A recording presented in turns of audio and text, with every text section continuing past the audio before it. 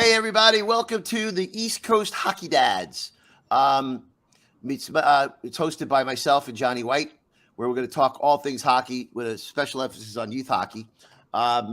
This is really our second broadcast. The first one did not air because of technical difficulties. And by I mean technical difficulties, I screwed up. Just say Jeff happened. Yeah. That's all that happened. I'm allergic to technology. You disappeared off the screen 2 minutes in, and we were talking, and I never realized you weren't on the screen. So we may air it at some point. It was a good discussion. We won't go over all that again, but let's talk a little bit about this is going to air on WSBN.TV. That's the company I work for. We specialize in broadcasting youth hockey games and helping promote youth hockey players get to the next level. So check us out, www.wsbn.tv. We're also on Facebook, WSBN Productions. Check us out there. Go to the website, see what we do. There's in terms of the player profiles. If you're interested in having your kid get to the next level, email me at Jeffrey@WSBN.tv. And, we can help. I can tell you how we can help him, including promoting him on this broadcast. Also, check out some of our other shows, like the Junior Hockey Show and different youth sports shows. We'll be having some of those hosts on at some point to cross-promote. It's very informative. Those informative shows where they, like us, we seek to inform and entertain you at the same time. So let's get started. What we're going to do here is we're going to talk about the weekend that just passed, which what went around in hockey in different leagues. And we'll talk about Johnny's sons and what they did, my son. Also, we're going to have a focus on New Jersey high school hockey. And then we're going to do a segment. We're not going to start it today, but we'll talk a little bit about the player profile, our overall product. And we're going to, if you sign on with us, some of the kids who have signed us, we're going to have on as a guest and interview them in the very near future. We're also got some very special guests coming up. A couple of our good friends who've been around. You might know them. You probably do know them. A couple of professional players, well-known coaches, things like that. So anyway, here we are. Johnny, how was your weekend of hockey this weekend? It went well. It started Friday night with our inaugural high school game, and it went as expected. Let's put it that way. And I think you and I have had this conversation. I moved to East Brunswick from Staten Island about almost 6 years ago now. And when I moved here, I knew we didn't have high school hockey. I knew that from the get-go. We moved here because A, the school district was very good.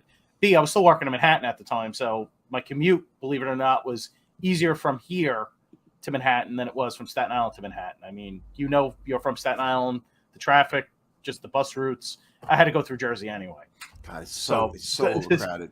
But I digress. So let me interject for a second. Sure. Just because we mentioned this last week that didn't air, just so you don't know, for those who don't, Johnny was very instrumental with a couple other guys. Was it Rob Stein? And I forgot the other guy's name. Bobby Conley. The Bobs. Right. Lobbying the local, what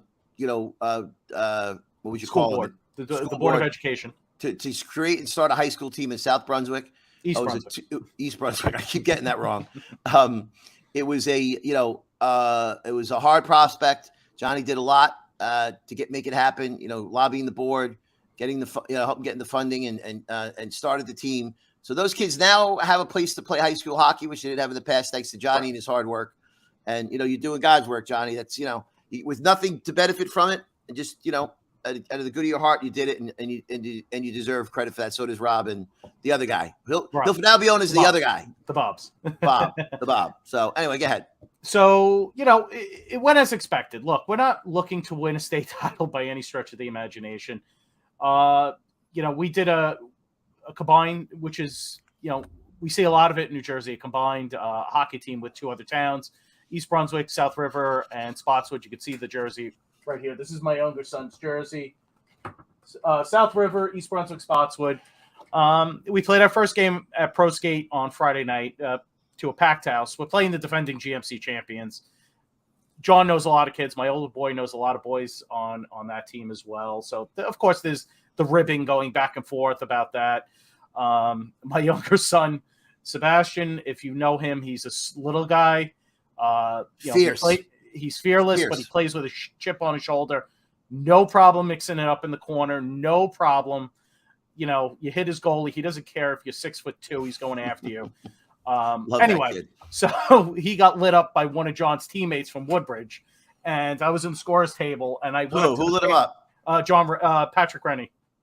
I was going to say, was it Rennie? Launched him. And I went up to. Come on, Patrick's a nice kid. Why is he doing that to my man Sebastian? So I went up to. We had a game. We had 2 games this weekend, and I went up to Patrick's parents, and I said, "Hey, look, Patrick's hit on Sebastian was priceless. Can I get a picture of it?" And they said, "We have it. We're going to give it to you." And I was like, "That was great." I go, but Sebastian tried to get his revenge a little bit later on. There was a scrum in front of the net without goalie, and I believe Patrick was there. Sebastian gets up, he's on the ice, and he goes right after him. So, but anyway, Sounds like Sebastian. But typical, it worked out. It worked out to a point where, look, the game was a culmination of many years, many people. Not just, I came in a little late in the ride. People like Rob Stein were involved in it for quite a while. Bobby Conley. I kind of came in late in the day, but was there for all the board meetings and all that, getting everything done. Became very friendly with our athletic director, Frank Malta.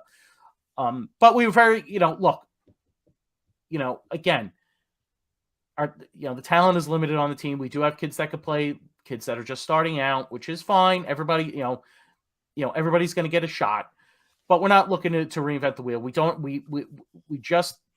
have a goalie yet. We're training a boy who's never played goalie before. I think he's only been playing hockey for a couple of years. So it's a challenge, but you know what? As I tell my sons, look, it's not about you now. It's about the future.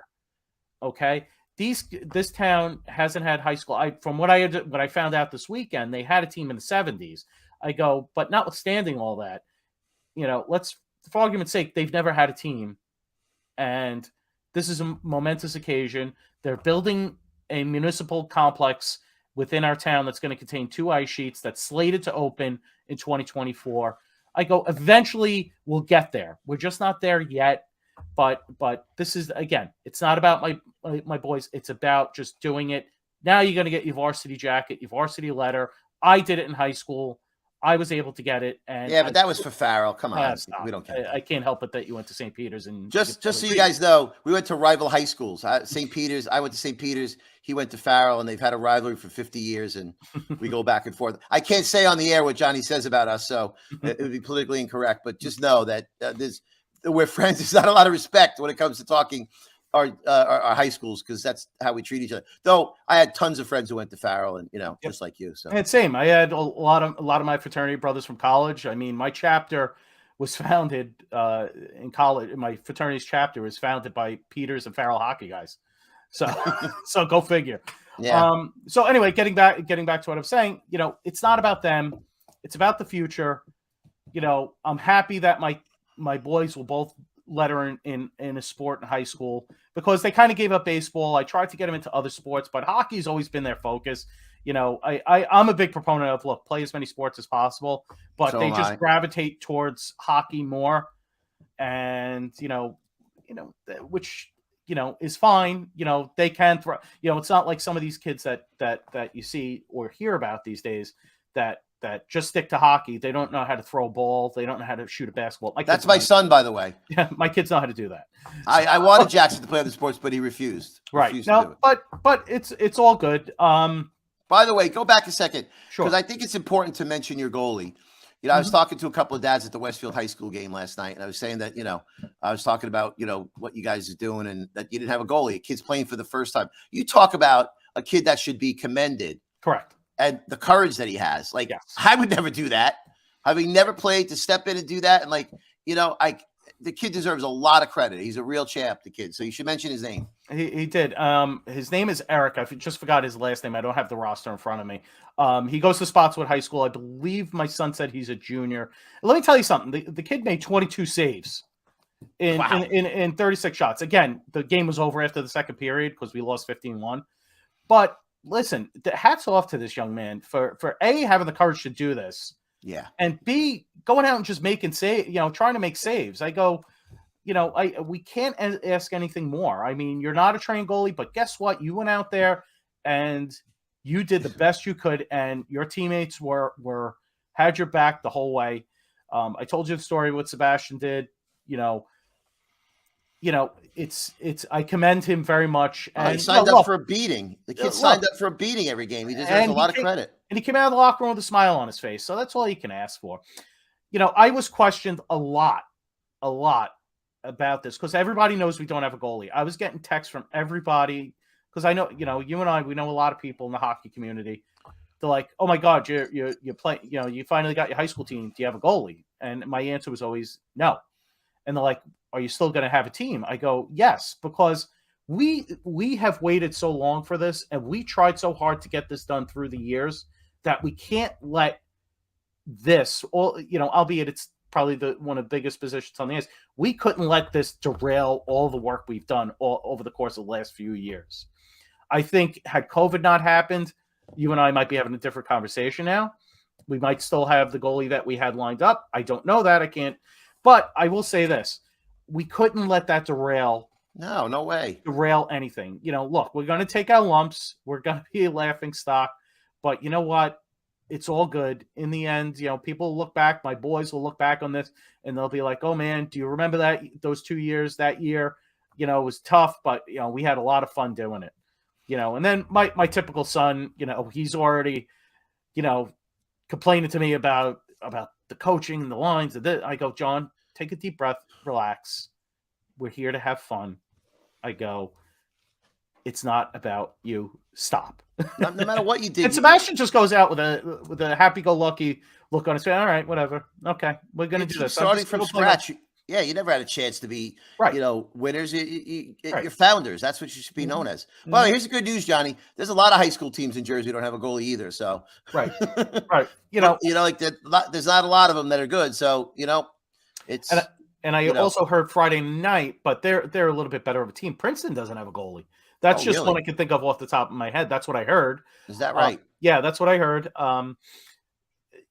But it happens. I know Bridgewater Raritan a few years ago having a conversation with the then coach of the high school team then, who was John's coach at ProTech at the time. They didn't have a goalie. They were dressing, I think, a tight end from the football team. Look, it happens, but the crowd. I told my kids, and I think you told Jackson this as well. I go, "You're not going to play in front of a bigger crowd." You go from, there was at least 500 something people, 600 people at the game, packed house at Pro Skate, and then we go to their travel game. I noticed that, by the way, the video you sent me. Yeah. I know, it's like, wow, it's packed there. Yeah. And then you go to their travel game and it's just the parents in the crowd. But all in all, it was fun, good experience, a little bit of pomp and circumstance beforehand, a couple of speeches, ceremonial face-off, and then we're off and running. So our next game is Monday at 3:15 at Pro Skate against South Brunswick. By the way, if people, I'm looking at my phone to pull up the roster for Princeton. I know some kids on that team. And I'm looking to see. I'm surprised they couldn't get a goalie. They got, well, a lot of the kids down there go to private schools, but correct. I mean, you got Mercer there, you got Lawrenceville, you got, Yep. You would think they'd have a goalie, but right. I guess not. Right. And look, it happens, and we'll get through it. It's we're gonna take our lumps, like I said. It's fine. Yeah, it's fine. Everybody's gonna get their ice. Everybody's gonna get their letter. It's all good. Just take a deep breath. And again, we hear this time in, time out. Your kids' hockey experience, their youth hockey / high school experience is a finite amount of time. You and I are coming towards the end of it with Jackson and John. Sebastian, I got a few more years because he's only a second-year Bantam, but this time goes back fast. I was looking at Facebook yesterday. A picture came up from 8 years ago. John's second year in Mite as an 8-year-old.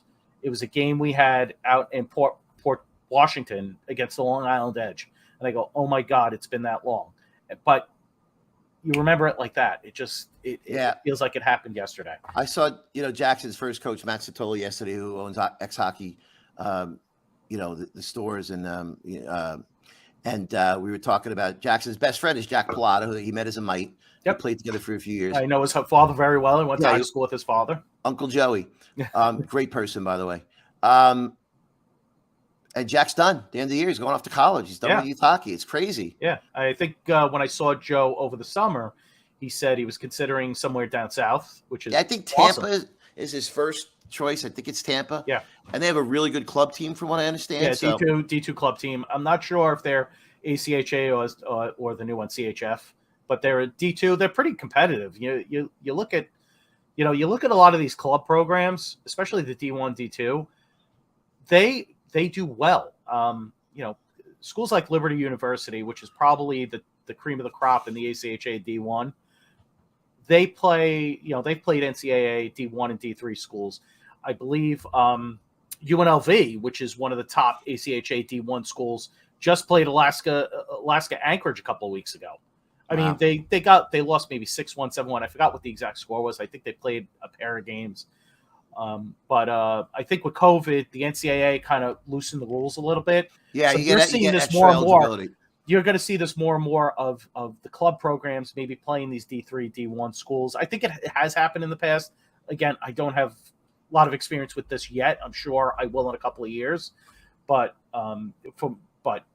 these teams, they go out and they can skate. A lot of these kids, they might leave their scholarship. They're not happy with the school, because you got to remember too, with the NCAA, the school kind of picks you. You can't pick the school, right? And you might not like. And as a student, you realize, all right, this is what I want to do with my life. This school might not be the right fit for me. I'm only here really to play hockey. Is this what hockey's going to end? I might not go to the show, the National League or the American League or the Coast. I might want to be a finance guy. I might want to be a teacher. Is this the best school for me? No. Hey, this school over here has all the programs I want, all the connections to internships, and they have a great club program. So maybe I'll go here just for not worry about it and go. And I've read a story about that. Speaking of Liberty University again, a goalie who was committed, I think, to Denver, left Denver to go to Liberty. And he'll be on the roster, I think, in the spring. Well, you see like Cam Talbot, a couple others who play club hockey now in the NHL. And I not long ago, I heard the numbers, some kind of number. I don't know the exact details, but like 25, 30 years, or even go back in 1980, there was still the same amount of colleges playing D1 hockey, but there's 20 times the amount of kids. Right. So they got to play somewhere. Right. And a lot of the whole club hockey thing again, this is what I've heard, what I've researched on my own. A lot of the club hockey, the reason why you see a lot of the club hockey is to get around Title IX.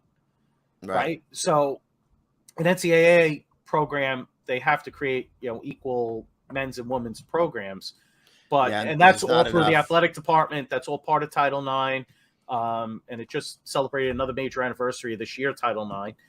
But a lot of these schools, we can't field the varsity hockey team because we're not going to get something for the women, or we could do it for women, we can't do it for men, whatever the situation is. And the club route is the route everybody's going, because it's through the student activities office. It's not through the athletic department. Oh, is that so right? Essentially, it's like starting a fraternity, starting a club on campus, thus club hockey. So that's why you see a lot of this and ACHA teams, and they're very, very good. I talked to a mutual coach that we know, Gary, about John's future, and he thinks John could play ACHA D1. And okay, does he might need a year of junior, because you'll see that too. A lot of these ACHA D1 schools, and I'm pretty sure D2 might want to see your junior under your belt. So that's okay, but he might have a better opportunity to pick his school of what and choose his course of study as opposed to the school picking him. Right. It's an interesting point. And I've told you this. I'm already gearing my kids up for the next level, the quote unquote next shift, as the NOL likes to call it, with the referees. I'm kind of guiding my kids into the officiating and coaching areas, because I know they're not playing professionally. They'll probably play in college, club, whatever it is. They'll play in college, but after that, that's it. It's men's league on Tuesday night, Thursday night. Yeah, listen, I didn't play hockey, but I played baseball and basketball, and when it's over, you miss it. Right. It's the best time of your lives in many ways. Right. So you guys played another game, right? The other night, and you lost 10-0. Am I right? Who's this? You're a high school team. No, we only played one high You school only game. played one game. No, Okay. we had, and after that, I had Sebastian had 2 games this weekend. One at Brick where we tied Mercer's second team. We did not play well. We were very sloppy, and Gary gave it to them after the game. Sunday night we went up to Ramapo, won that game. We were winning pretty handily. We got a little sloppy in the end. We ended up winning 5-4. But we've kind of, us and the Connecticut Whalers are 1 and 2 in the AY American division at 14U Major. And then John played 2 games. We were filling teams coincidentally at a tournament in Middletown. I was happy I didn't have to go there all weekend until last Thursday when I said, oh, looks like I'm back in Middletown this weekend. He played 2 teams there. There was a tournament, one hockey tournament. I believe one of the Titans teams pulled out. And John's team jumped in, did a favor, and they won both games. They had 8 forwards the first game, 8 total players, pardon me. 5 forwards, 3 defensemen for the first game. We won.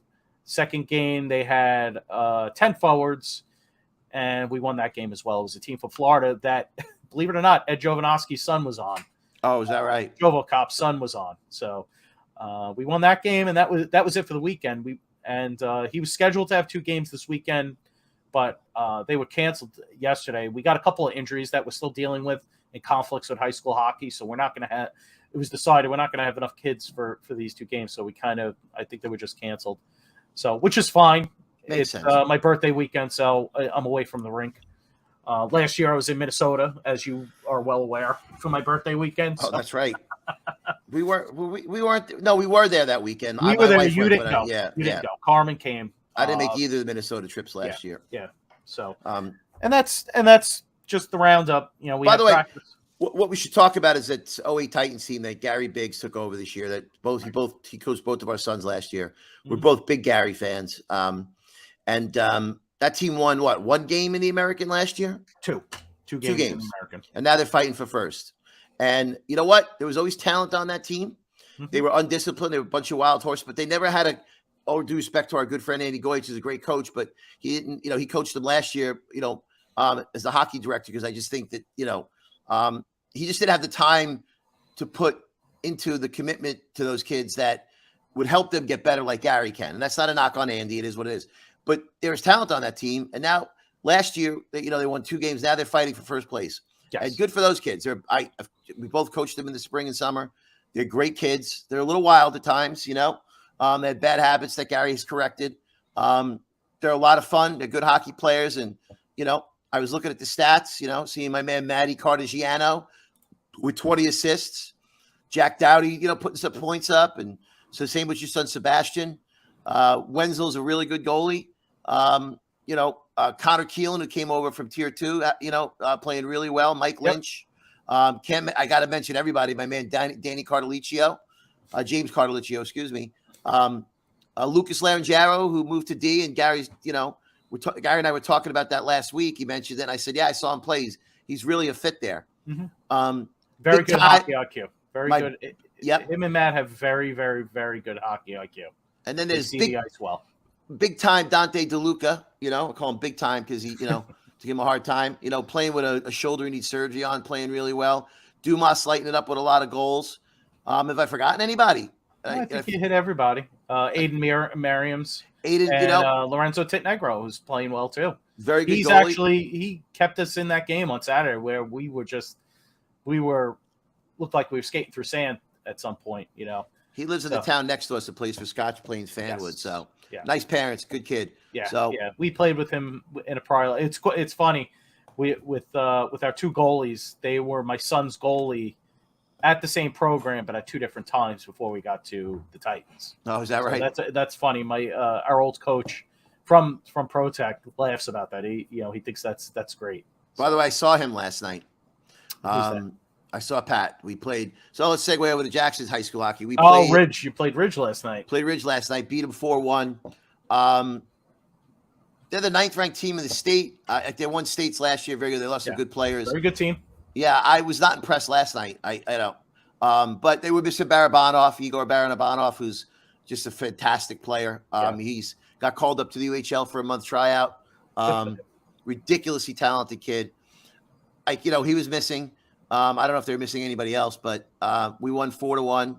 Jackson had a really nice assist. He's playing on a line with his buddy Alex Ebel and Aiden Wilson, and they're doing really well. Good.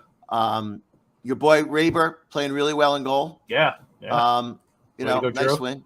Got to see our good friend Benny McCain, who plays for Ridge. Talked to him for a few minutes after the game. Yeah. That was fun. Tonight we're in our home rink in Middletown against Middletown North. Oh. Ryan R.C. Cook and the boys. We'll see what happens. Right. Some friends of ours on that team as well. Yep, should be a good game. And they're 2-0. They beat Hillsborough last week, and playing better than I expected. And I wasn't a big fan of high school hockey or Jackson playing, but it's been a fun experience going to the games and the crowd and seeing them play well. And he's happy, so I'm happy. Good.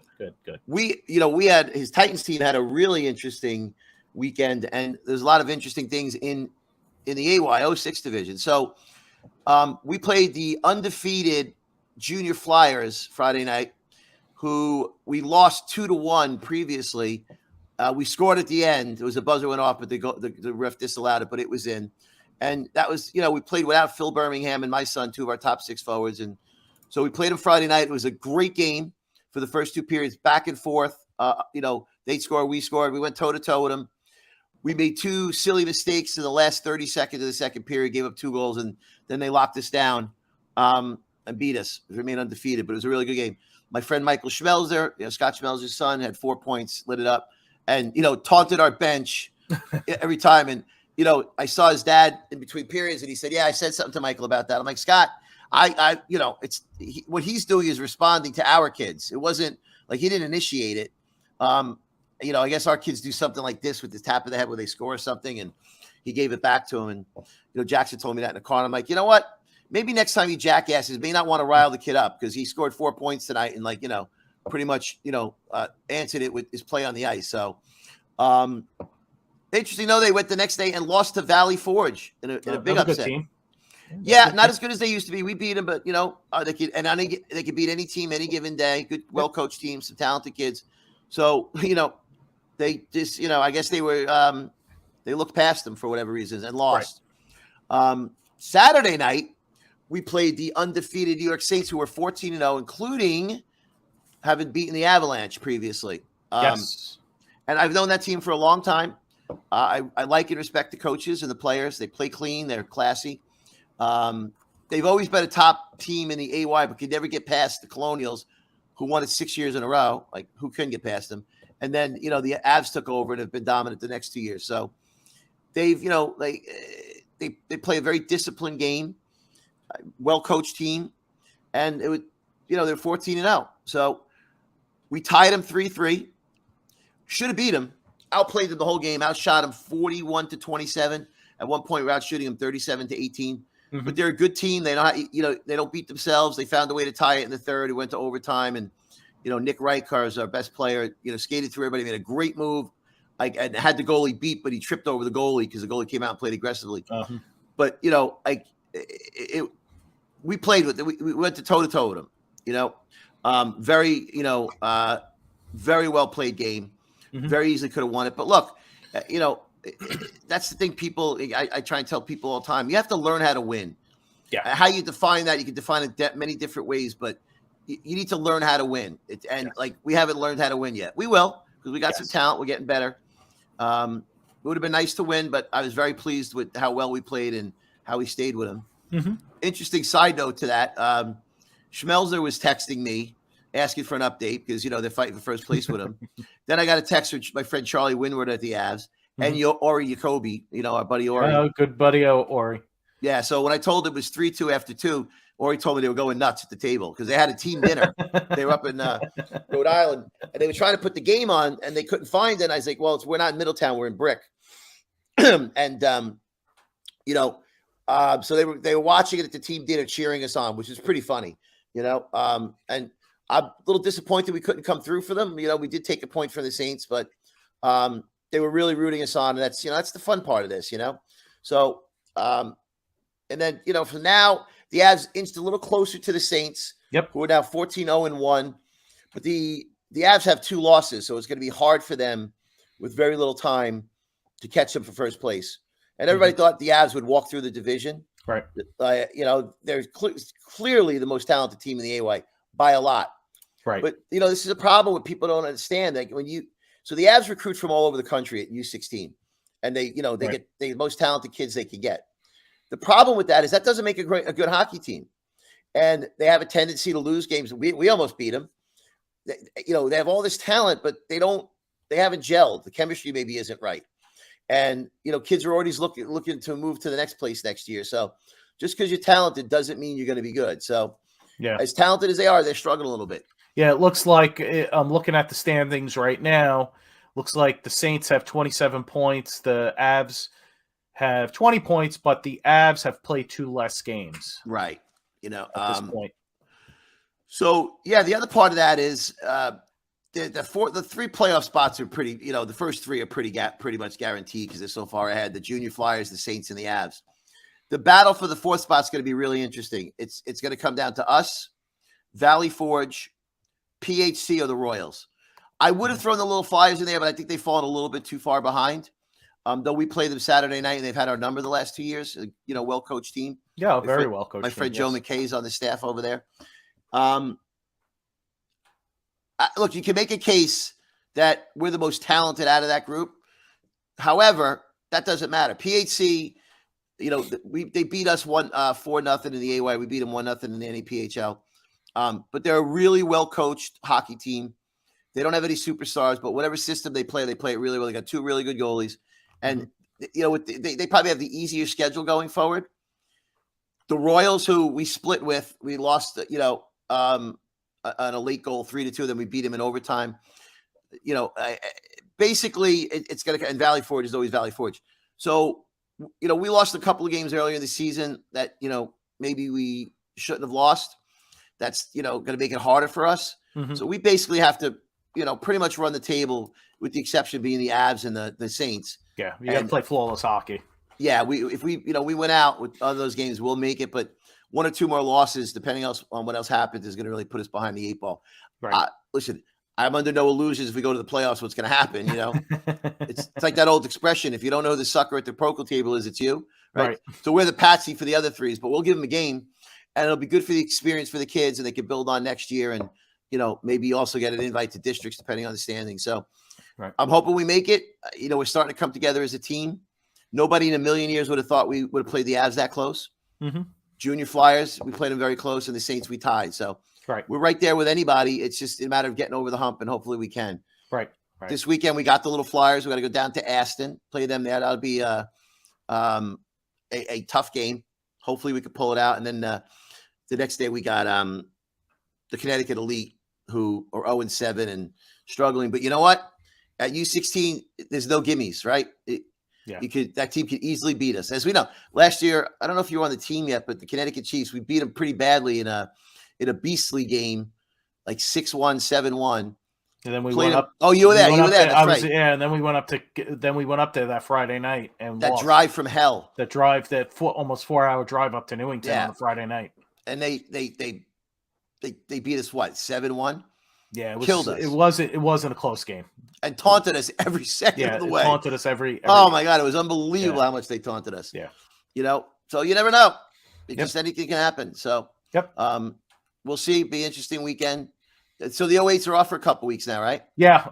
Both of my boys, believe it or not, are off game-wise for the next couple of weeks until after the first of the year. Obviously, they'll be skating with high school and all that, so they won't be off the ice. But the travel schedule is, comes to a pause right now, pumping the brakes a little bit on it, which is good. I mean, this, because you're on the road from Labor Day weekend until October. We were away every single weekend. And then, we travel less than most teams, the Titans. Right. And then the AY starts picking up. So a lot of our early AY games, everything was on the road. I mean, we got a couple more road games coming up after the first of the year. But, it's good to just kind of just get back to reality. Remember, you have a family. The holidays, I have a full-time career that I try to manage along with all this crazy hockey stuff. So, just getting back to, slowing life down a little bit. It gets exhausting. You know, it's like, you're always in a car, on a plane, whatever. So a lot of dashboard time. Yeah, like listen, it could be worse. You can play for the Rockets, who travel every weekend all season. They're going to Iowa, they're going here, they're going there. It's right. We have 2 trips to Michigan left. Just like you do, because all the Titans go to the NAPHL events. So yeah, we only have one. We're only going once. We're going. Is that all? President's yeah, because you're younger. Yeah. So I got the Detroit trip, and then coincidentally that week for business, I'm going to be in Florida. I'm coming home. You did that the last time too. I did that last year too. We left on the Friday morning, and I'm hoping our schedule kind of works out the same way, where I'll fly back Wednesday night. I'm taking Thursday off, and Friday we'll drive out there. We already got the carpool. We're going full Mad Max out to Detroit. Believe it or not, we got our schedule already. Did you? I haven't even checked the Naples website. Carmen was telling me last night. So we have a Monday game. Oh, geez. Yeah, Monday 3:00. We may even be playing Friday. I don't know. Oh, probably. So let me check that. I really enjoy the NAPHL events, though. I think they're very well run, and the stats are a mess, but it's becoming a running joke about the stats, how they get everything wrong. For example, remember last year they had Berman goal for one of our games, Phil Birmingham, a wing. Yep. This year they gave one of my son's goals to Kiefer Mulvey, the backup goalie. And it's just, other than that, the games are always evenly matched, and it's nothing sucks more than going for a weekend and like you kill teams or you get killed. The games are always competitive. It's well run, so I enjoy them. But, all our traveling is done. Though in league games, I was looking at last night, we still have to drive to Aston Saturday night. We still have to go to Valley Forge. Still have to go to Palmyra. Right. And we still have to go to Hollydale. Oh, geez. Which, it's, how I feel about Sewell. Yeah. But the rink is nice, whatever. So, like, our local games aren't so, and we've already been to the Connecticut Elite. We drove up there, for that, that ride. At least it was on a Saturday afternoon. It wasn't a Friday night ride from hell like it was to the Chiefs. Who, by the way, they do that on purpose, from what I've been told. Who's that? The Chiefs. The Chiefs. They schedule them late Friday night because they know people got to drive, fight traffic, and they think it gives them a competitive edge. So they do it on purpose. Kind of is what it is. Yeah, I was just looking at the Naples website. Our schedule for February is not up yet, so maybe because there's so much going on at the 16U level. It's the playoffs, and there's a lot going on at the 16. You have more events than we do. Hopefully next year there's something a little bit, instead of traveling to Minnesota twice, maybe do that once. Maybe hopefully there's something in Middletown, something even in Aston or Westchester, Pennsylvania, that that's in driving distance. Well, we didn't have, like last year we had to travel for all the NAPHL events. This year they had one in Middletown, they had one in Aston. Mm-hmm. And what Gary told me is, is it 15 U's? If you're under any divisions under 16U, mm-hmm. they don't travel to like the East Coast or anything. It's just events. So yeah. He told me the same. Yeah. So we'll we're looking forward to the Michigan trip. And then, hopefully we'll be in the AY playoffs and district playoffs. Right. Looks like you guys will be in the American. And, mm-hmm. Good for you guys. I'm very happy. I love the parents on your team. All those kids play for me mm-hmm. in tournaments and whatnot. They're a lot of fun. So I'm happy for you guys. I'm happy for, kids like, as I call him, Smiling Mike Lynch. He told his mom, kid's always got a big smile on his face. So good to see him get an opportunity to play Tier 1 and run with it. Same with Connor Keelan. And, our buddy Chris Wenzel's even positive, right? Like, yeah, he has a smile on his face. It's a miracle. Those of us, Chris is a friend of both Johnny and I, and he's just got what we would call a pessimistic outlook on things, and doesn't see the positive ever in anything going forward. And even he's positive, so it's a miracle. But look, glass half empty. But I'm usually like that too. I'm the glass half empty guy all the time. Yeah, he's not glass half empty. He doesn't even have the glass because someone broke it on him. Great guy though, and his kid's a really good goalie. Yep.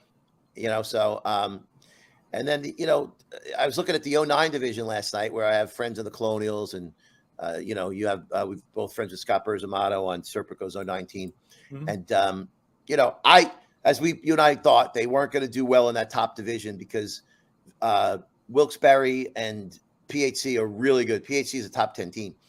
Mm-hmm. And the Royals were good last year. The Royals historically start getting less and less good. The better players leave for prep schools and stuff at this age. somehow the Royals are like leading that division. That they beat both PHC and Wilkes-Barre, and have a real shot at winning it.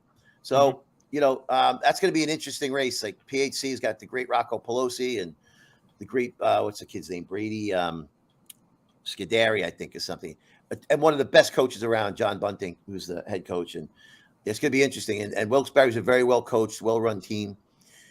The American division, that where my friend Laura and Bill Furchek, my friend's son Will, plays for them. That team's 2 years ago, Chattel took it over. It was not good. 2 years later, they tied PHC.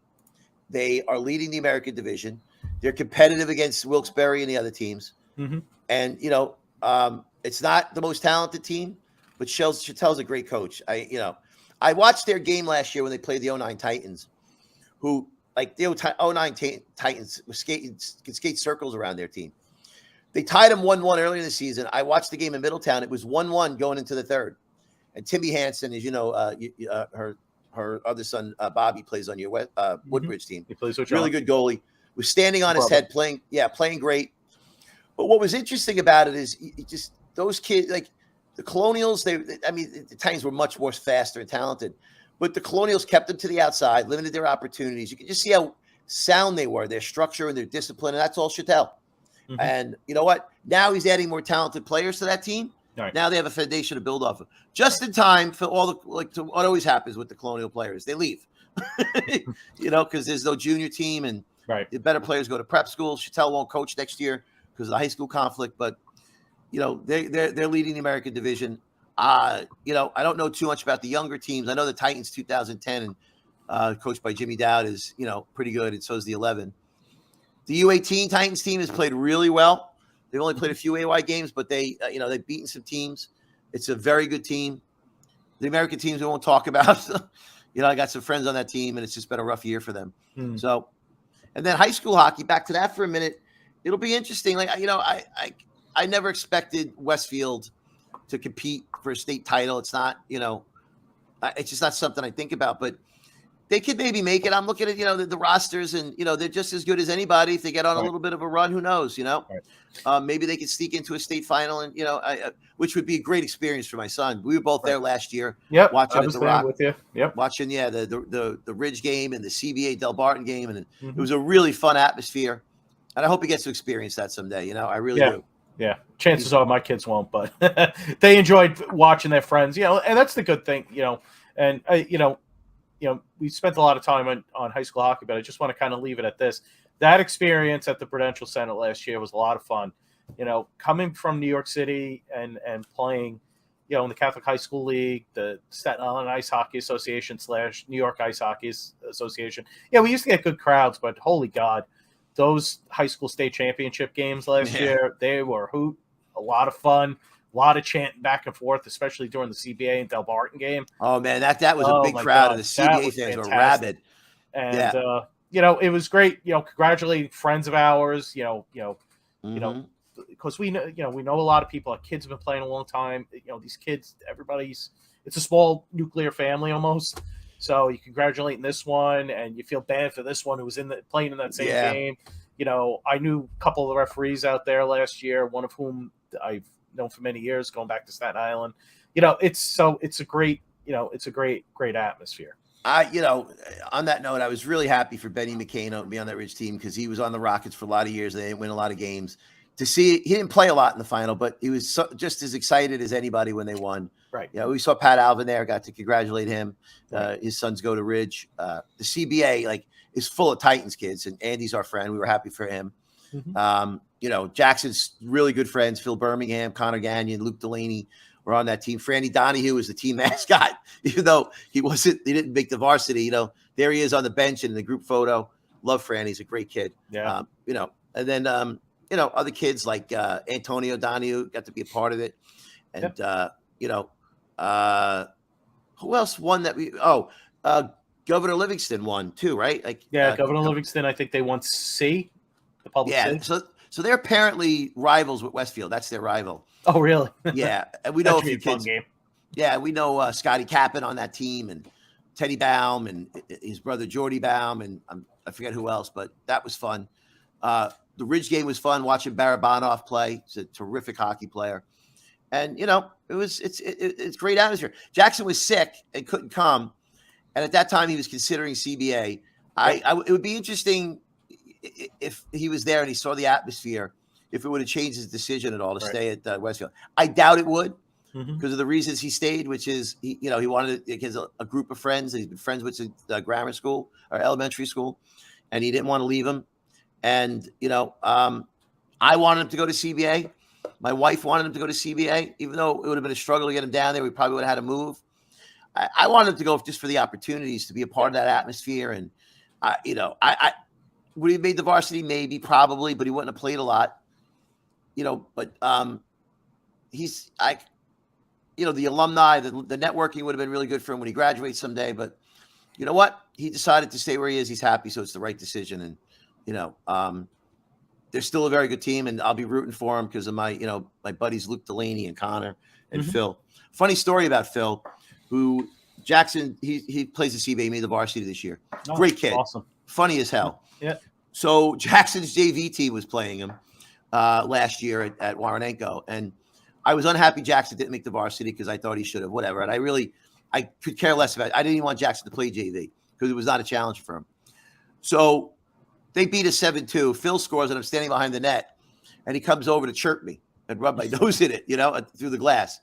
And I said to him after the game, like, dude, you don't realize I was rooting for you guys.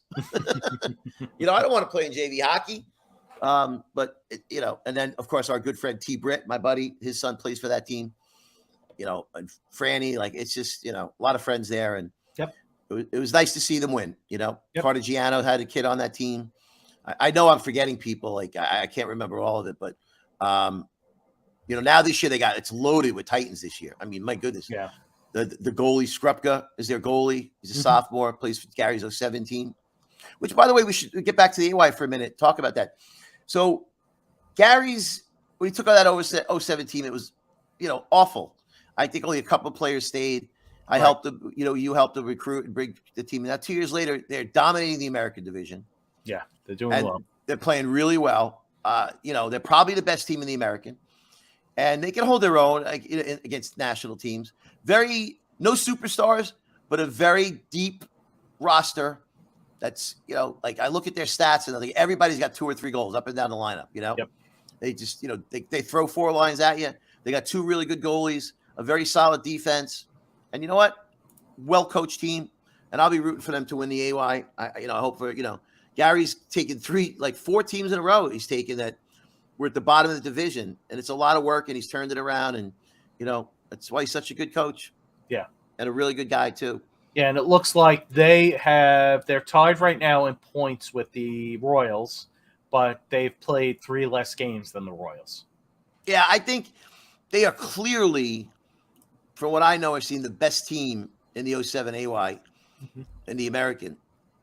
Now, that doesn't mean you're going to win, right? You get to the playoffs, anything can happen. Especially Anything if it's can a single happen in the playoffs. I've seen crazier things happen. Yep, especially if it's single elimination. So we'll see what happens there. But, kudos to Gary and that team. That's why I wanted to mention him. Yep. And no, we should talk about Black Crazy Bear. hockey stories. What's that?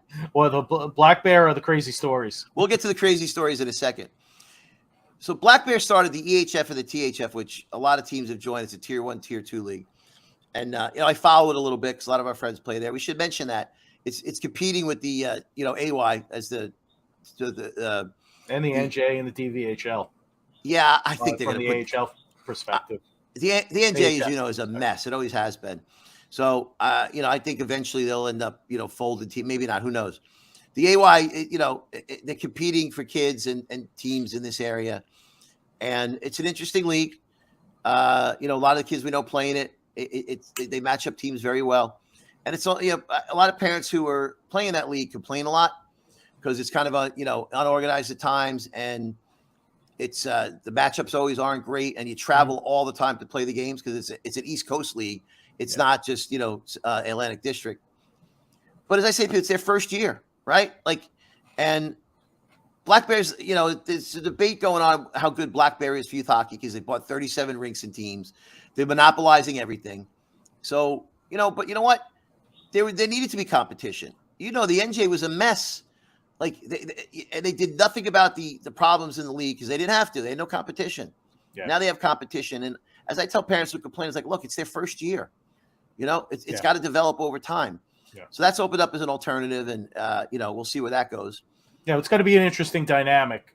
How does the AY, NJ, DVHL, how is this all going to change this dynamic in this area? It might not happen next year. You could see things evolving, slowly, and I don't know if it's going to happen in my kids playing their tenure the next few years. Maybe my younger son's not, maybe so much John, but it's going to be an interesting couple of years as as the Black Bear leagues develop a little bit more, and how this is going to affect the NJ, the AY, and paths to nationals and all that stuff. Yeah, it is interesting. Because I only focus on my kids, but I hear everything that's going on, and I know there's always questions about, all right, the AY and NJ provide you direct path to nationals. Then there's a play-in, so it's all an interesting dynamic. I forgot how it works with the THF teams and the AY teams, if they have to do the play-in or if they in fact have a direct path to nationals. That I don't know. I don't think I'll be honest. do. I haven't really focused on it, but still, that notwithstanding, this is going to be an interesting couple of years as this kind of plays out. Black Bear just bought the Click Lewis, where Palmyra plays. And the they Chiefs just bought a rink in Michigan too, just prior to that. Listen, I've been saying this since they first started buying rinks. We were at JSA when they bought it. They're a private equity fund, right? Yeah. They're not going to stop at 50 or 100 million because for two reasons. Number one, it won't have an impact on their portfolio, right? They're going to go $300, $400, $500 million, right? Right. That's number one. Number two, it has to be scale for their investment to be worthwhile, right? If it's only 100 million in revenue, it's not going to do it for them. And they're trying to monopolize everything because the profit margins are so low. The only way to really make money on an investment like this is to monopolize. Like Matt Satola was telling me yesterday, an hour at Unions go for $6.25 an hour now. Holy God! Wow. Because Black Bear owns everything. Yeah. Right. Do they own Union? Do they own USA? No, I thought no. Muni. That's a Muni, I thought. Well, I don't know who owns it, if it's a Muni or not, but the Thunder have a contract on it. So, right. I figured as much. Right. But they don't know, they can't get the Titans, not at least now. They're not going to get Union unless the county, if whoever decides to sell it. Same with Menin. Yeah, they're not going to get Warrenanko, the rink in my town, Woodbridge, all these Muni-owned rinks that it's going to be tough to get their hands on. Yeah. They own everything else except the Avs. They do. Except the Avs and the Titans. And the Rockets. And the Titans. And the Rockets, and they've had discussions with the Rockets. I'm sure they have. I'm sure they've had. Gibson just wants too much money for it at this point. But yeah, as we discussed this, you told me about, there was a rumor going around last year that a developer was going to buy the Rockets. It probably fell through because Gibson probably asked for too much at the last minute. But that one makes a ton of sense because a developer will make more money there than a rink operator will, right? Because you got all that land, you develop into an office park or whatever, or a high-rise apartment. You'll get the owner, Gibson, will get more money for that than he would from a rink operator, which is probably why Black Bear stood their ground and wouldn't pay him what he wanted. Right. And it's it's a big piece of real estate up there. It's in a prime spot. It is. And I'll tell you this. I drive when I go to my office in Warren. I usually take that corridor 78 to 87 to 78 to get to my office in Warren. And I drive by BSA every morning, and I could see it from the highway. And in the morning, it's bumping because now it is because of high school. Because I know Watchung Hills practices pretty early because they have a bunch of teams. They have Pingree, Ridge, Watchung Hills, Bridgewater, Raritan. They're all playing there now. So there's a lot of constraints on the ice. And I pass by in the morning, it's bumping. But I also did notice, if you know the hill next to the parking lot, I don't know how long. I noticed it a couple of weeks ago. They could have cleared it out like a month ago, and I just wasn't paying attention. I noticed that whole mountain next to the parking lot on the right-hand side is all cleared out. They've taken all the trees and forestation out of there. That's part of the land the Rockets don't own. A developer just bought it, is developing something there. Someone was telling me that yesterday. It's interesting about that rink. Maybe with the exception of the Titans, there's not a better positioned rink in all of Jersey, right? You're sitting like where you're surrounded in how many miles by, highly populated, wealthy towns, right? Right. You could draw from so many places. And, that's probably why the Rockets were successful for a long time. Like they were the premier organization in Jersey 10 years ago. That's long gone, but it's just a perfect spot. Yeah. It would be, I think his original plan was to add two more sheets. Right. But it was the environmental problems on that hill with the quarry made it cost prohibitive. That rink would be a perfect spot to be like the New England Sports Center, right? Where they have all those tournaments. Like right. Up and Eight down the sheets East of Coast. ice, 9, 10, whatever. Right. And it's right off major highways too, coming in from Pennsylvania, going out to Pennsylvania. If you got to cut, Summit, Basking Ridge, Westfield, all those wealthy towns. And then you deal, wealthy county, Somerset County, Morris County, everything in the surrounding areas. Bernardsville is right there. Bernardsville, yep. Morristown's not far away. Yep. It's perfect spot. And yes. They've completely screwed it up over the years because of their own mismanagement. But I think a developer would pay more money for it, but we'll see. Who knows? Maybe the environmental problems are too big. Yeah, it's not worth it. I mean, something that we talked about yesterday was announced here in Jersey. Something you mentioned to me a few weeks ago. Mercer announced that they're no longer going to be the Mercer Chiefs. They're going to be the Mercer Hockey Club. They are owned by Black Bear, and they're combining it with the Stars organization, which is down the street about 8 miles from it. So it's interesting, too, because Jackson played 2 years for Mercer, and I don't think I once referred to him as the Chiefs, right? It was always Mercer, still is. Mm-hmm. I never thought of us as the Chiefs.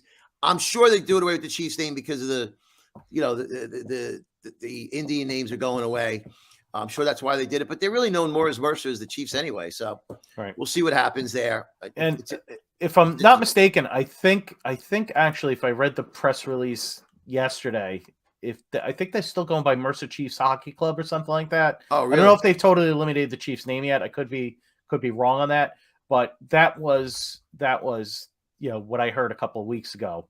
I will say this: there was Friday night when I was at Pro Skate, their NCDC team was playing the Hitmen. So, logistical sense, I guess for the juniors, there's better seating and maybe a little better amenities than Iceland. Iceland, it's kind of tough to watch a game there because you got to kind of stand. Worse have viewing. The stands push back. Yeah. But Pro Skate is, it's an arena where you could sit and you get good sight lines. So that's going to be interesting. The Stars have been around. They were the Old Bridge Wings years ago that played out of the Old Bridge Municipal Rink right down the street from my house here. And they moved to Pro Skate when that opened. Oh, geez, that must be like 20-something years, about 20 years ago or so. Mm-hmm. So they've been around a while. So interesting dynamic. It kind of opens up. They've been using Pro Skate, I guess, since Black Bear bought Iceland and Pro Skate. They have been using the 2 sheets. So now they're at 4 sheets between the 2 facilities. Well, Mercer ended its Tier 2 program 2 years when we were there. The second year we were there, I think when they merged with Princeton, because Princeton was playing out of there for a little while. They didn't merge. They just basically turned over their Tier 2 to Princeton. And then they when they bought the Stars not too long after that, they use the Stars as their feeder for Tier 1. So now they're just combining it and making it more official. But they really pushed kids from the Stars to Mercer to fill up their Tier 1 teams. Mm-hmm. So that, and they've considered that the feeder. Listen, Black Bear's got that whole southern area locked down. They own it all. They got Pro Skate. They got Mercer. They got the Revolution over in Pennsylvania. They got Hatfield, right? They got Pennsauken. So you want to play hockey down there, you got to rent ice from them. Right. The only thing they don't have is Lawrenceville, which is a private, arena, and Hobie Baker, which, they're not going to rent that out. And Princeton Day School. Again, private rink. Yeah, nobody private rink on campus. Yeah. Lawrenceville, the new rink in Lawrenceville is nice at the Lawrenceville School. Very nice. Yeah, they also have that NJ Center down there where they play some high school games. But again, it's an arena. You're not really renting that out. Right. It's a shame about Hobie because it's such a fun experience. But yeah, a very old, intimate arena to play in. The locker rooms were small. What locker rooms? And then you're in there, and then the team that's got the next game is coming in as you're getting undressed.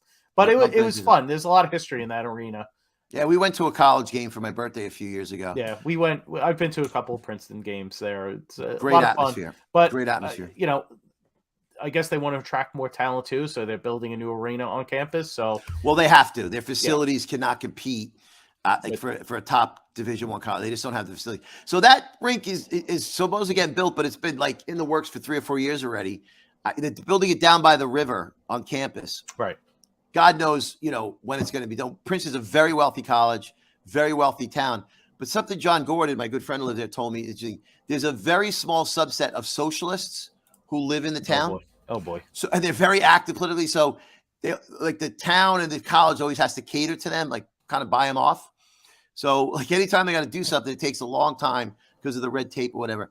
I don't know when it's late to get construction to start or build, but it has to. The Hobie just can't, you can't compete. Princeton wants to compete for the national championship and Frozen Fours. They can't with those facilities. Right. So, and they have the money. Their endowment is huge. 1.8 billion, I heard this week. Yeah, and they really would like to knock Hobie down and create more space, but that's never going to happen. It will be on January 5th. January 5th is the 100th anniversary of its opening. It opened January 5th, 1923. Really? Yes. That's a great place. Little tidbit for the folks like me who like useless information. No, nothing's useless, Johnny. This is what we hear. We're here to educate people, right? Right. So tell me about, there's a story you mentioned that was on the Rink Shrinks podcast. A mom, tell me about that one. It wasn't necessarily, they posted it on there. It's one of the podcasts I listened to. It's very good. And it was a picture of a mom. I'm sure some folks have seen it too.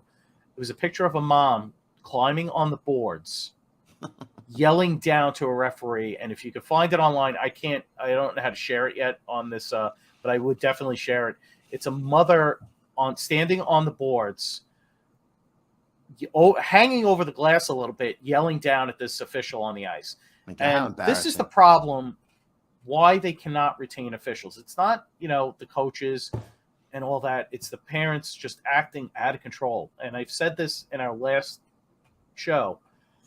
Look, I come from an officiating family. I officiated myself. People make mistakes. They're not going to see everything. It's ridiculous. It happens. It's part of the game. As if the people who are yelling at them don't make mistakes in their job. Right. How would they like it if they were harangued like that? Right. It's completely inappropriate. It's part of the game. You might not like it. It might favor you, something that happens. It might not favor you. You might not like it, but it's part of the game. But this stuff has to end. This is why, there's an officiating shortage throughout the country. It's not just hockey. It's several other sports as well. Oh, well, I mean, this parent crazy behavior, off the wall. This crazy behavior. Look, and I said this too. Look, I used to get on officials too, but I kind of dialed it back significantly. And I just kind of yell, "Come on, boys, we got to be better than this." Just look, they're going to make mistakes. That's part of their development. As you progress through the USA Hockey ranks, you have evaluators at the game, and if they miss a call, they miss something, the evaluator will kind of point it out. That's part of the development of, all right, this is what you missed or did wrong. This is, just be cognizant of it the next time you go out there. Okay. And that's part of the development, but it will happen. And, the official, this is, it's gotta stop. I mean, the Atlantic District, USA Hockey in general has been posting stuff all over the place. The latest one now is the photo of the chair in the parking lot. Be good, or you're going to watch the game from out here. Yeah, I've noticed that. And then the old ones with the bubble hockey, with the two parents duking it out, or the bubble hockey referee with coffee on his. The craziness has to stop. It's been ongoing, as long as I can remember. I even had to get on my father once. He came to going to one of my games, screaming at the officials. He did it once or twice at one of my kids' games. I go, "Dad, you're a former football official." I go, "Relax. You get it. Right. Stop." So, it's unfortunate that we see this, but that was a popular one making the rounds. I mean, just the bizarre stories. Look, that you hear. If you're so out of control and you don't know any better how completely inappropriate that is, you should not be allowed into a rink, period. Right. She should be barred. It's ridiculous. Make it a spectacle. And the kid gets embarrassed. Or worse, they start acting like that. Right. I've seen it over and over again. Right. And over what? I tell this story with, my best friend in the world, Pat Kelleher, always the voice of reason.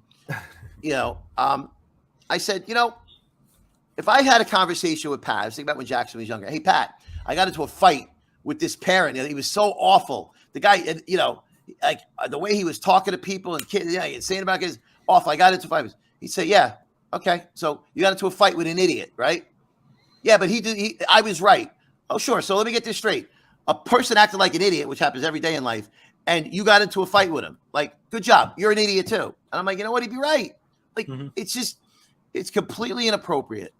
And whatever it is, they should be barred from the rink.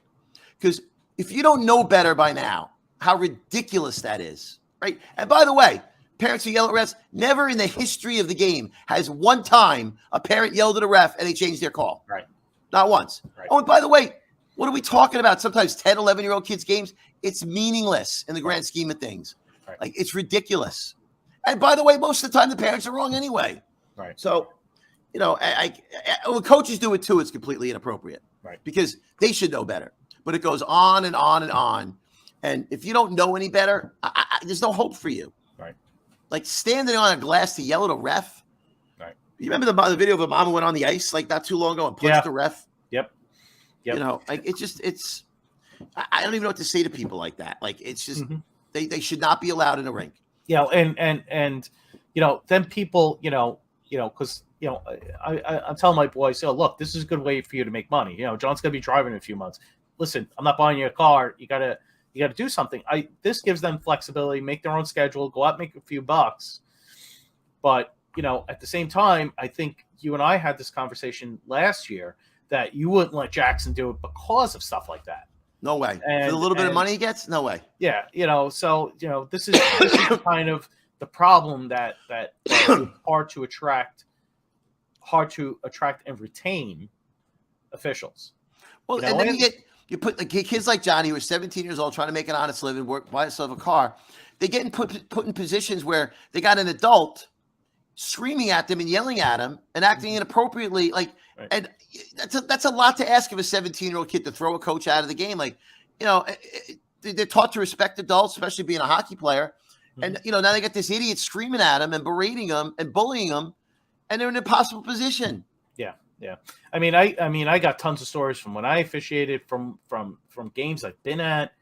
Some rinks, there's no, the officials have to get to their dressing room. Yeah. They have to pass through the crowd. Mm-hmm. So, there's plenty of rinks like that. ProTech was one of them. Staten Island Skating Pavilion was another. It's, you got to deal with that nonsense. And I mean, I got great stories. My father and my uncles from officiating high school football in New York City for the PSAL. They got tremendous stories of craziness. The cops had to come, this, that, and the other, so it's just craziness. I mean, yeah, we're out there. They're out there. The only guys getting paid. Not every instance. Coaches technically getting paid to be there too.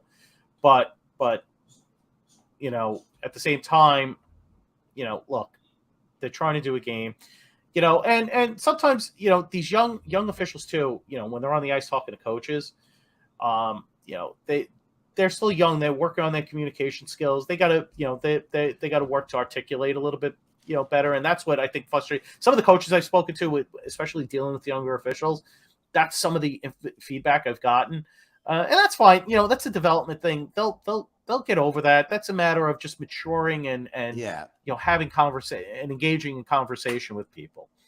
So that will change. But just some of these parents' behavior is just crazy. I mean, listen, I'm guilty of it in the past too. I'm no saint by any stretch. Not that over the top though. Yeah. I mean, but no, I've been over the top before. But I told the story last week about the EJ game that I got thrown out of. Right. But for the most part, it's we got to pump the brakes on some of this stuff so we can attract, retain, and develop officials. to get to the next level, because you know what? Little Johnny might not be able to make it as a player, but you know what? He has good hockey IQ. He's a decent skater. Hell, he might be a great junior referee. We can move him to the NOL, to the USHL, major junior up in Canada, and just work, NCAA through and high school through NIHOA, to get to the next level. Anything's possible, but it's just you got to get past some of these roadblocks. Did you, by the way, on that note, but a little different, but same thing about parent Peewee, do you hear the story of the Peewee or Squirt game between the Generals and Woodbridge last week or 2 weeks ago? I did not. So Colleen Delaney was telling me when we were in Pennsylvania, her son Ryan plays for that team, and Luke plays on our Titans team. So, her son plays for the Generals, and there was a couple of things on the ice, and she said a couple of their Generals kids were a little rough. It was, and of course the Woodbridge kids, coming from Staten Island, you know how that works. It got a little out of hand or whatever. Well, the game ended, and the parents on Woodbridge went after the kids on the Generals to a point where one mom in Woodbridge they were trying to get in the locker room. Wow. I just unbelievable. And poor Ryan, he's a sweet kid. He was crying because he got all these adults fighting. It was unnerving for him. This is what kids got to say. Seriously, what would those parents have done if they got in the locker room at that kid? These people don't think about it. What are you going to do? Berate? You going to get physical with him? They're going to get arrested. Or what? You're going to berate him? You're going to berate an 11-year-old kid? He's a freaking kid. Right? And carrying it on the ice. What a great example they set for their kids, by the way. And you know what? Again, something should be done. Those parents should not be allowed anywhere near rinks, because as the adult, you really have to be the voice of reason. No matter how justified you think you are, and no matter how bad the people are acting another way, you have to be the voice of reason, because if you take it to its conclusion of what could happen, it's bad for everybody, right? What happens if you get into an argument with somebody and then fists get thrown, right? And you fall down and you break your jaw, you get hurt. It's happened before. And over what?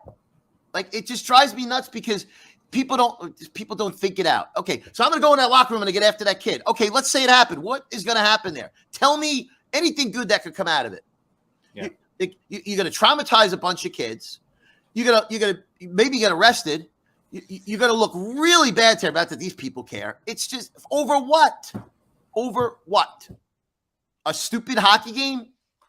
You got to keep yourself under control, because if you don't, there would be melees every single time in a ring. And you know what?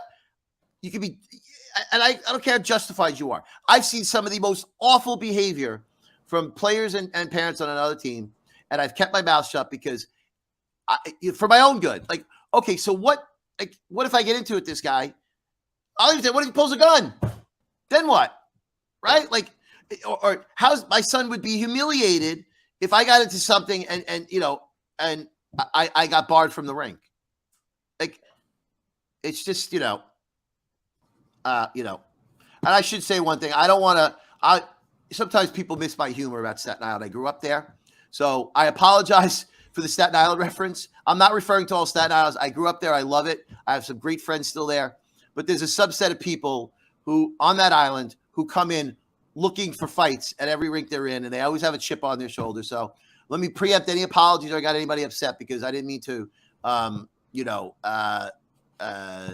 denigrate or what's the word I'm looking for? Generalize bad behavior. So, and maybe they weren't even from Staten Island. So I'm jumping to the conclusion. So I apologize to all my friends out there on Staten Island, even the ones I don't know.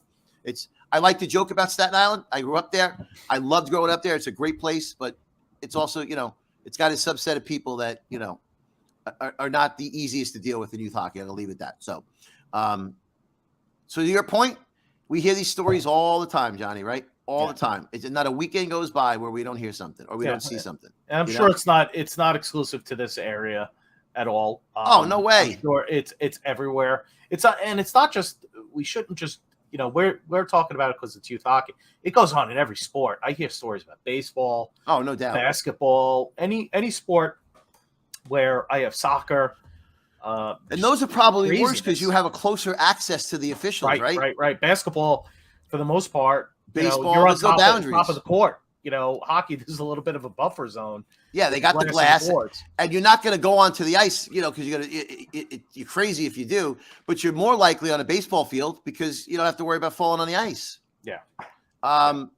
So, yeah, I mean, it's just you hear story after story. And, yeah, to your point, it's not just endemic to this area. You know the story we talked about up at the Beast event where Ramapo's U16 team got into it after winning a shootout with Bishop's College. And, there was a melee after the game.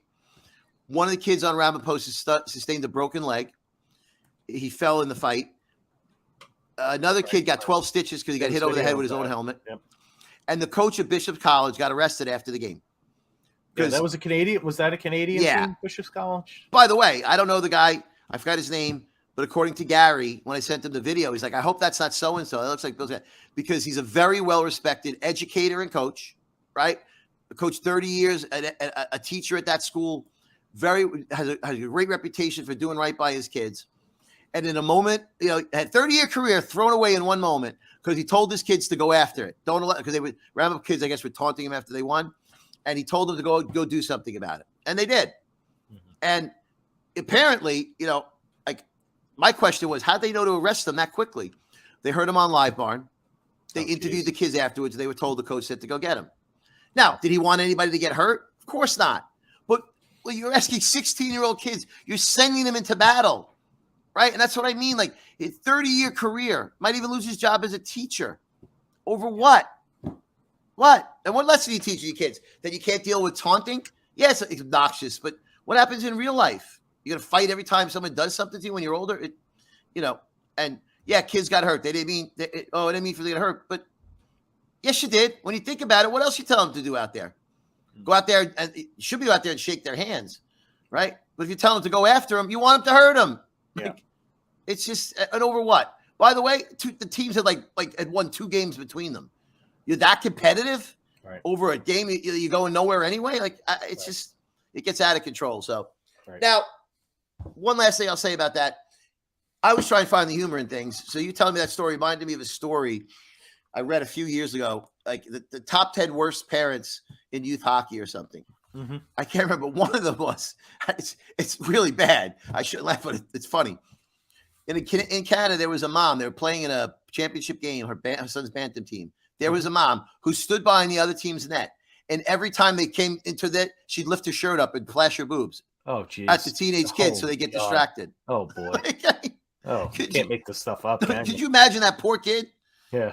She got arrested, as she should, but people are nuts. Yeah. As I tell you all the time, you can't make this stuff up. No. I have seen such behavior and stories that if I did not see it, I would never believe it could be true.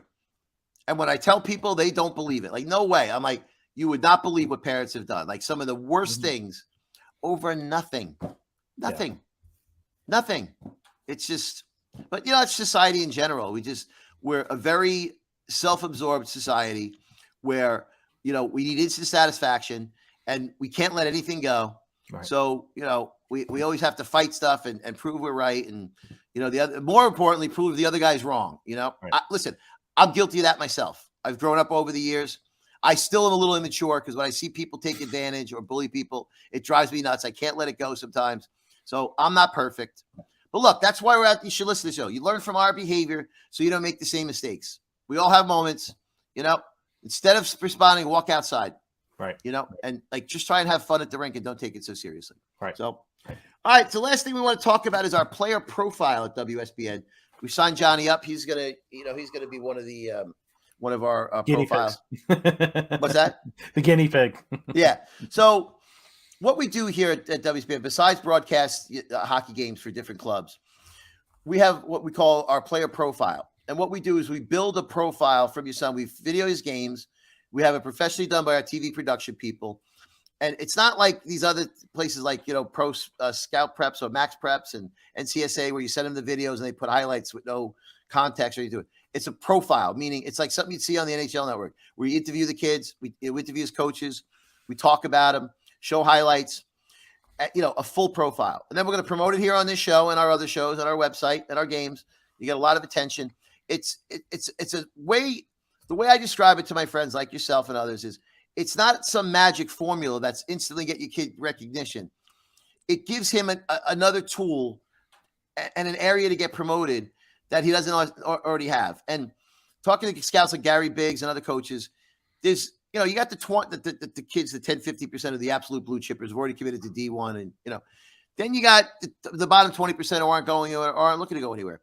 Then you got that middle where you have, 60 to 70% of the kids competing for the same attention of scouts, colleges, junior coaches, whatever. This gives them another tool to get the attention, and we'll be able to promote them to get attention to people who watch our shows, which is an ever-growing community. I highly recommend it. You should, call me at or text me at 516-456-7327, or email me at jeffrey@wsbn.tv, or visit our website. We're nationwide as well in Canada. It doesn't matter where you are. We can help your kid out. And, I think I got involved, I went to work for this company because that product specifically, I really do believe it's something every kid's going to want to use within, a year or two when they hear about us and they see what we do. So if you're interested, contact me, 516-456-7327, or jeffrey@wsbn.tv. Visit our website if you're even not player profile. If you're just interested in youth sports, both in an educational sense and learning more about them or seeing what's going on, visit our website. We broadcast games. We have different shows you can watch. And, like I said, we're going to start having some guests on. We're going to put a special focus on this show on development and how to get to the next level. That's going to, make us a little more unique. There's not a show out there that's really doing that I know of. So, and if you just like to talk about hockey or listen like I do, like Johnny and I have talked for years, a lot of, we always know what's going on. It's interesting. It's fun. Watch this show. Hopefully we'll, be able to entertain you and educate you and, have a good time. So that's a little blurb on our player profile. Johnny, anything you want to add? No. Say before we go off the air? No. Just that I did get notice this week of the upcoming USHL. NOL combines. The schedule went out this week. Yes, I saw them too. So it's that time of the season again. For the combines for the respective junior leagues. So if you see it, I kind of brushed it off for years. I didn't see a value in it until last year when John was the last minute fill in, and we got a lot of kudos about that at the junior invite tryout camp for the Titans, right, for an invitation to the main camp of the Titans NAPHL junior team, which won the very prestigious Robertson Cup last year. Right. So right. I'm thinking maybe we'll do a live show from there this summer when they go again. Right. So continue on, because I'll add something about Johnny there too. Go ahead. Right. And he played well. I wasn't going to do it. And then they were short a few players. I think you and Gary reached out to me, so I registered him. And the first game I didn't go. You had to take John because I had my daughter had a concert, and I do have other children that don't play hockey. And you took him, and you said he played well. I'm like, you showed me the live one video. All right, no big deal. Plays the 2-game Saturday, has another 2 good games. All right, John. All right, great. Did you have fun?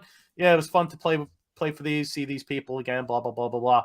And as I'm walking out of the rink, I say goodbye to you. All right, thanks, Jeff. This is great. No, I'll see you tomorrow. I go, what are you talking about? He goes, oh, you didn't check the list for the All-Star game on Sunday. And then lo and behold, there's my son's name on the list. And he got kudos. We're not mentioning names, from a coach that cut him this year.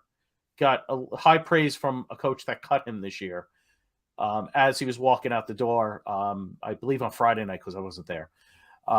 So it was a good experience. He got an invite to the main camp. Several 06s did, but it was fun. He said it was a little different because there was fighting and he wasn't used to that just yet. Yeah. And he goes, like, what do we do? Like, what do you do? I go, you just kind of back away and let the 2 guys duke it out, and you tap your sticks after the fight's over, and they go to the box. Yeah, it was Jules Jardine's older kid. I forget his first name. And that kid, Misha, from Russia, who's a billet at the Titans, and I call him Masha. And they're friendly. They were throwing haymakers at each other. Yeah. Funny story. I was talking to Jules about it. He's like, Dad, like I was just holding on for dear life because he's so strong. Like I just wanted to get out of it alive. Yeah. So yeah, but look, it was I wasn't going to go either until Gary invited me a couple of days before, and Right. It was a great experience for Jackson because he got to play against older kids, and you see the difference in the physicality.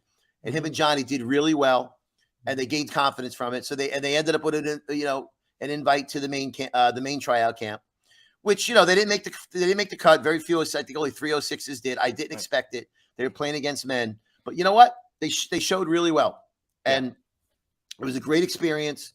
And they'll be back again. I'm not a big believer in those combines and camps.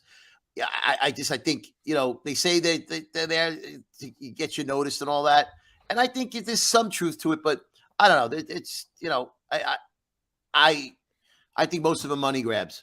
This I trusted Gary and Doremus, so and he said it would be good for Jackson, and you know what? It was great experience. They both did really well. I was really happy for Johnny because he really, really played well, and yeah, they both made the All-Star game. Like it was a great experience, and it'll give him more confidence, and it's an experience to show what it takes. And as we've talked about before, we're both friends with Gary, but he's very honest. He'll tell you exactly what he thinks, of your kid. Like, so at the main camp, when I asked him about Jackson, he said, I thought he played scared, which I didn't notice.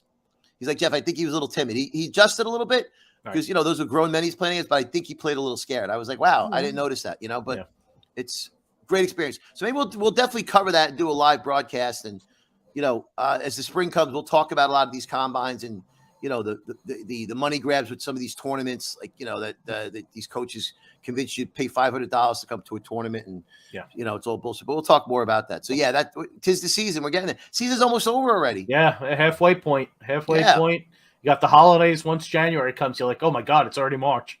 Yeah. I mean, the AY players tryouts. And then guess what? The cycle starts all over again. Exactly. So, we'll be here for you people to help you out, give you advice. Maybe you don't want to listen to us. Maybe just be entertained. I know personally, I'm always looking for something to listen to in the car, these long drives, And like I said, we have some special guests coming on. Some people have interesting things to say that, well-known people, maybe some you don't, but it's our first one. It was great, Johnny. And, I look forward to doing more and more. Yep. And I have to get myself a proper podcasting studio, video studio, because my unfinished basement, even with the lipstick over here, it doesn't help. I'm looking at air ducts and all that stuff. So I got to get myself a studio. I just don't have room in my house, to go, pack up. My office is downstairs. I work from my basement, when I work from home. And everything is here. Yeah, maybe I can even pretty myself up, because I have a face for radio. So, maybe I can improve that too. But those are your words, not mine. All right. And again, last shout out. Sorry, Staten Island, if I offended anybody out there. I didn't mean to. Okay. You know what? Because I am a Staten Islander through and through, as much as I hate to admit that. See, there I go again. I can't help it, Johnny. I know. Those who know me know it's my shtick. It's fine. Yeah, I love the place. So, and good luck to everybody out there. You can contact us. I gave you the contact information. Once again, Jeffrey at WSBN.TV. Feel free to reach out. Hope you'll find the show. We'll be promoting it. Hope you'll be able to watch it. And you have anything you want us to talk about, let us know. You have any anecdotes to share or interesting information that we need, please pass it on. So, all right, Johnny. All right. We'll talk later, brother. See Take you later. care. You got it. Bye.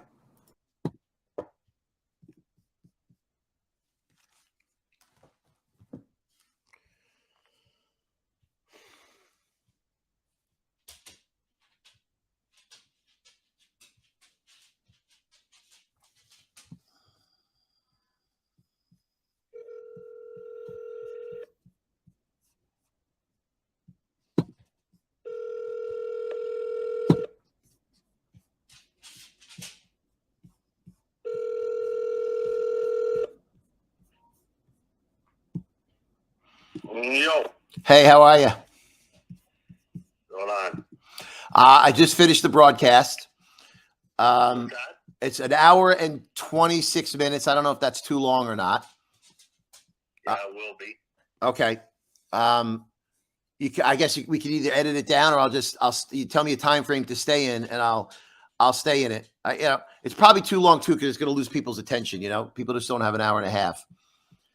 So Yeah, well, I can make it work, but it's still live, like you haven't killed it.